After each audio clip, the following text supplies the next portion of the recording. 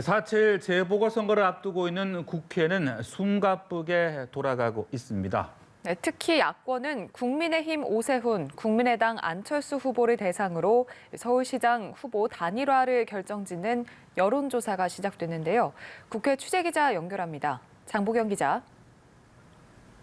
네, 국민의힘 오세훈 후보냐, 국민의당 안철수 후보냐, 야권의 서울시장 단일 후보를 결정할 여론조사가 오늘 시작됐습니다.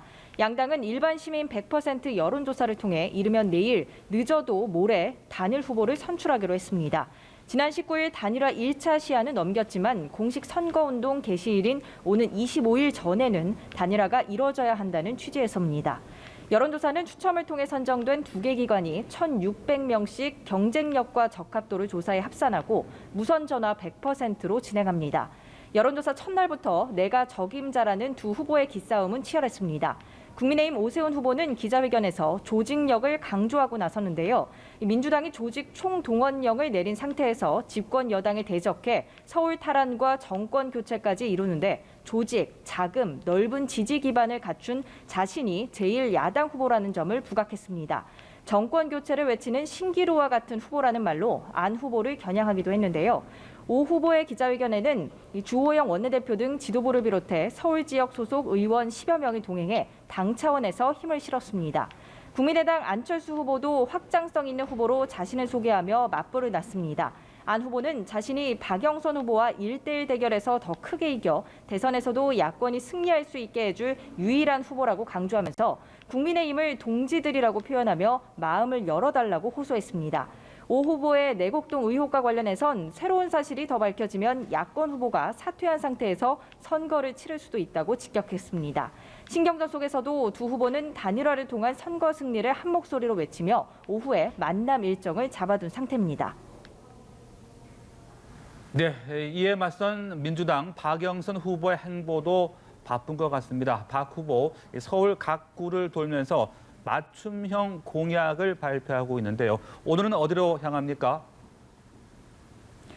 네, 서울 25개구 맞춤형 공약을 차례로 발표 중인 민주당 박영선 후보는 오늘 광진구와 중구를 찾습니다. 광진구에서는 지하철 2호선 한양대에서 잠실 지상 구간 지하화 추진 등을 공약을 내놨고 오후에 중구에선 시장 등을 방문할 예정입니다.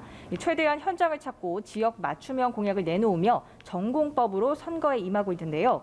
특히 오늘 박 후보는 유치원 친환경 무상급식 공약도 내놓으며 엄마의 마음을 내세울 예정입니다. 민주당은 이번 선거가 보궐선거인 만큼 이 조직력에 기대를 걸고 있습니다. 아침 선거대책회의에서 선거 독려 차원에서 SNS 인증샷 참여 릴레이도 소개했는데요. 이낙연 상임선대위원장은 많은 분께 전화를 걸어 이 투표에 참가하자고 말씀드리는 운동을 벌여주시길 바란다며 민주당 당원 지지자를 향해 호소하는 메시지도 냈습니다. 야권을 향한 날선 견제구도 계속 던졌습니다. 박영선 캠프의 강선우 대변인은 오세훈 후보가 시장 재직 당시 친환경 주거단지를 언급하며 내곡동 개발 방향이 바뀐 것으로 확인됐다며 거짓말도 병이라고 논평했는데요.